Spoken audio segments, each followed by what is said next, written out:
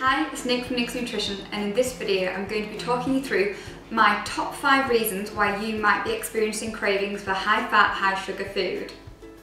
So we all at times experience cravings for high fat, high sugar food such as biscuits, cakes and chocolate, but you might find that on some days these cravings are more intense than on others.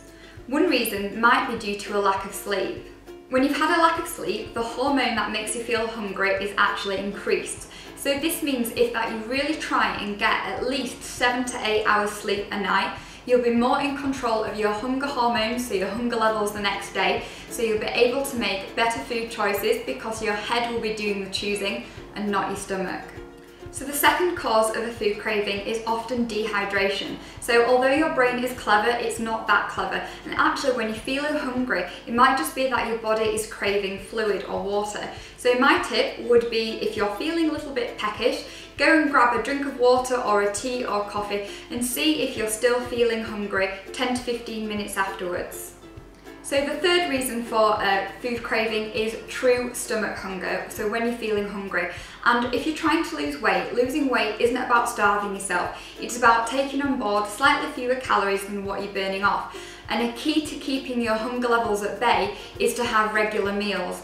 If you know that you get hungry between your meals, plan to have a healthy snack such as a piece of fruit. It also might be worth looking at the types of foods that you're eating at your meals, so bulking it out with lean protein and vegetables, and making sure that the carbohydrates that you're eating are low GI. So low GI means that carbohydrates release their energy slowly, things like oats, sweet potato, basmati rice or pasta. So the fourth reason why you might be feeling food cravings is something called head hunger. So head hunger are those moments where you just feel a little bit peckish, so it might be an hour after you've eaten, or it might be straight after you've eaten and you just fancy something sweet.